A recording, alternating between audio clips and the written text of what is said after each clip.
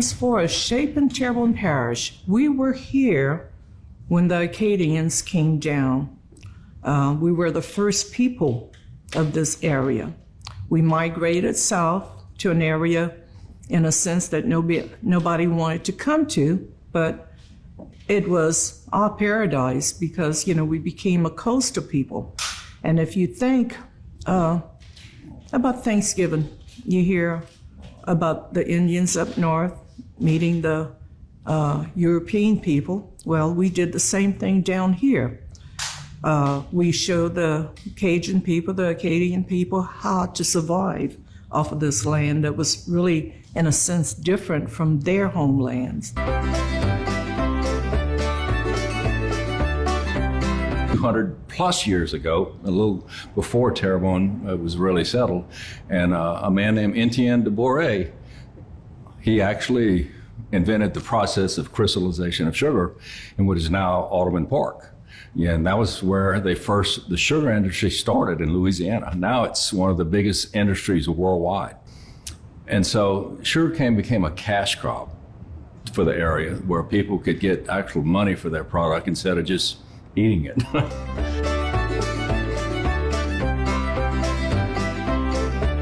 The 1860 census said there was about almost 7,000 slaves in 1860. So clearly we moved from that, as Alvin referenced, from the plantation into the community in general, and took whatever jobs were available, but we worked hard and contributed to those owners' well-being and growth.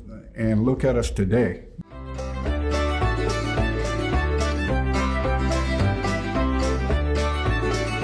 Terrebonne Parish is abundant in natural resources, and we're close to the Gulf of Mexico and the Mississippi River. And so many, many years ago, people were migrating here for the natural resources, the lumber, the trapping, the fishing industry and such like that. And it just happened to be one of the most blessed places in the world that provides everything that somebody would need to be a fisherman.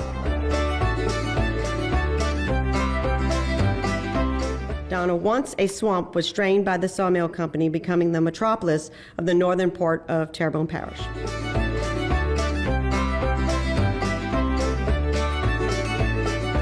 Basically, when it started, it was a barter type of thing. My grandfather started, he was selling dry goods and whatever out of a buggy, in the Terrebonne Parish. He was working out of New Orleans. And he was coming here, people were building stores and dry good places, but they didn't have any money, and it was that barter which helped promote that industry. So as the industry started growing, he would sell dry goods to these people, and they would have other foods to eat besides what they produced here. And he would take the dried shrimp, they had dried shrimp that's a barter with him, and he would take it and trade it in the French market. So he decided, well, heck, that industry, he was making enough money in it, so he decided to just go into the dried shrimp industry.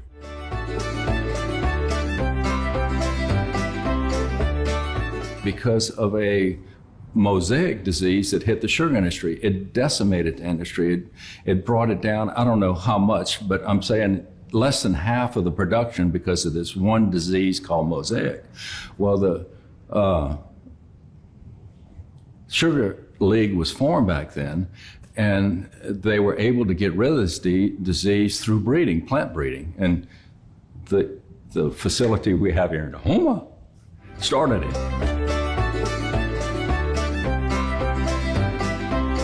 When the first oil well was drilled, I'm just thinking, first oil well was drilled in Louisiana in 1901 in Jennings, Louisiana. That's where kind of the oil and gas industry started out in Louisiana. And then you fast forward a little bit, you go back into I think it's 1940 when they drilled the first, but in 1940 they drilled, I think, the first offshore well. It progressed from there, and I mean, there was so much happened in the oil and gas industry fairly quick, with the oil deposits. You started drilling for oil and gas, and this is where we are today.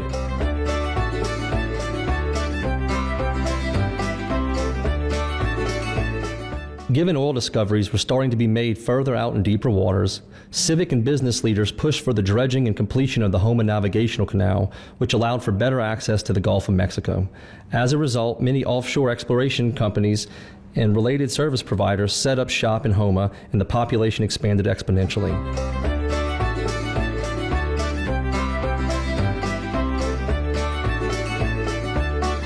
Doctors have always been here, and it's always been a big part of the parish, taking care of them. And certainly, if you look at the growth of hospitals, we had only one hospital when I came, and now there are two big hospitals which have every facility known to medicine. I think that it tells you the importance of medical practice and medical care in our community.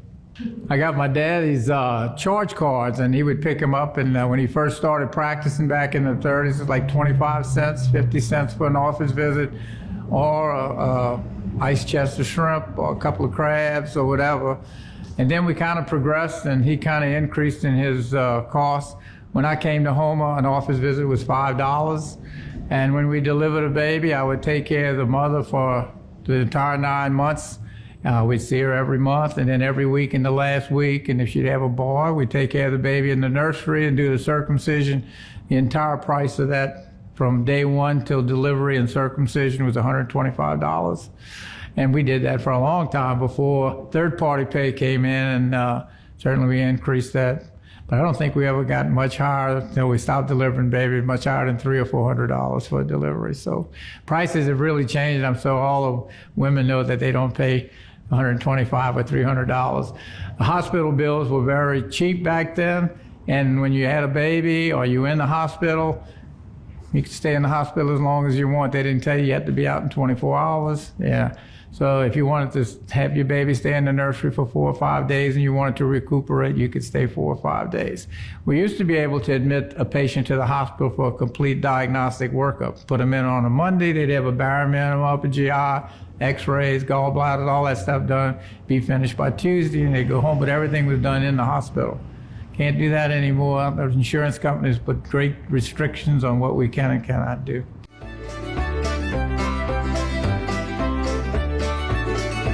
With the oil deposits, it created a lot of jobs, created a lot of companies to come in to service those jobs. A lot of people moved in. It created a lot of construction in homes, and the banking industry took off. Medical was already here, but that's pretty much how it shaped, with the oil and gas deposits that they had on land and offshore. That's where it all started. The population has exploded in Terrebonne Parish, and it's because the living conditions are good, and they've always had some work to do, and it's been in the oil and gas business.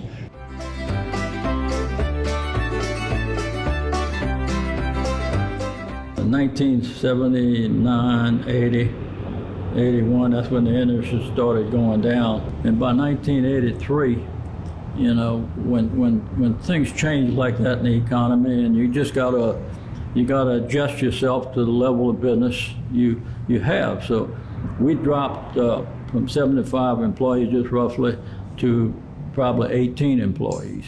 So it was a tough, challenging time, but you just have to work through it and get down to the level of what the business is at the time, and that's what it was in our particular business. It was 100% oil and gas. Well, tourism in Terrebonne Parish, we have different aspects. It comes from our fishing, our Mardi Gras, culture, heritage, food. But I think the biggest impact that we have seen over the years is the Mardi Gras. Mardi Gras in Houma is known as the second largest Mardi Gras parade in Louisiana. However, one of the best thing that happened in Houma, Louisiana as tourism was Alligator Annie had created the first swamp tour in Louisiana. Still today, her operation's been in business since 1980. So Houma was the first and only swamp tour at that time.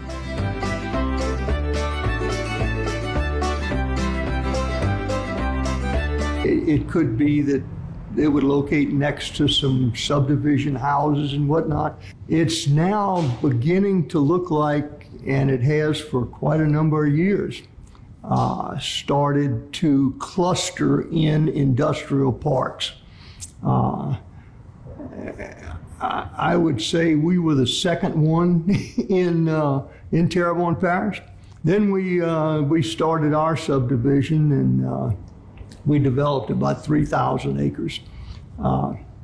The subdivision started popping up in various places, but that has been the main change, I think, is the location in their own areas where they don't interfere with anybody else.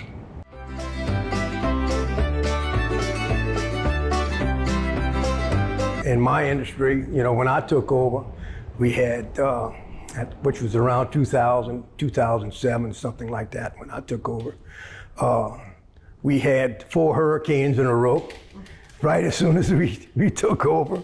It destroyed all of our industry altogether. We had no way of making any money. Those people down the bayou were so resilient, they came back as fast as they could. We went back into business.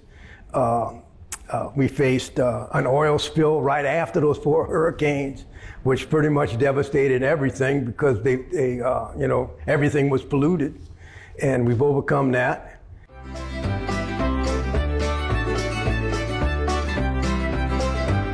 Going forward, and we talked a little bit about diversifying the economy. A lot of people talk about the economy. What can you do to help economic development and all? Well, in my opinion, our economics in our parish is pretty well developed.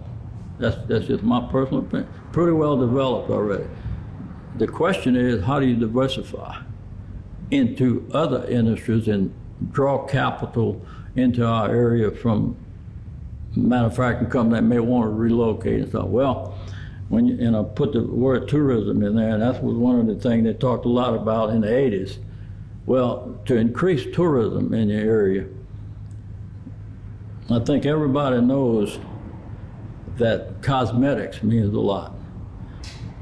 How you build stuff, you know, how consistent, you know, make things look, lack of a better word, pretty, or whatever, you know, your environment, you know, you got to spend money there doing that if you're going to get tourism in there, right? When you go look at a place, first thing you notice the cosmetics, or how good it looks.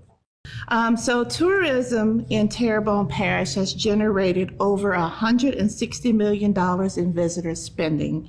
They produced $21 million in state and local taxes, $60 million in direct earnings, 2,180 direct jobs. And then if it wasn't for those state and local taxes that was collected by the hotel motel taxes and tourism, each household would have to pay $520 in additional taxes. So tourism is definitely an economic driver for Terrebonne Parish.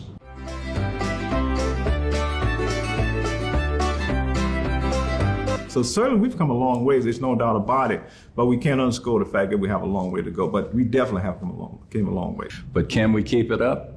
Who knows? We have to survive, because the price didn't increase relative to, you know, our cost. I am thoroughly happy about the collaboration of leaders and partners in this community right now. But we have a little niche industry here with this dried shrimp, and we're nurturing it, and we have been doing it for a long, long time. I think it's still the good earth, and if the federal government would leave us alone, I think we'd be in great shape. You know, God willing, we get through things sometimes that we think we're going to end up, you know, with nothing, but nothing sometimes may be plenty. But as long as we have people living, and as long as we have people here, the medical industry is going to continue to be, I think, a very big part of Terrebonne Parish. I think it's very important that everyone works together for Terrebonne Parish. Again, it means good earth, and we have good people here.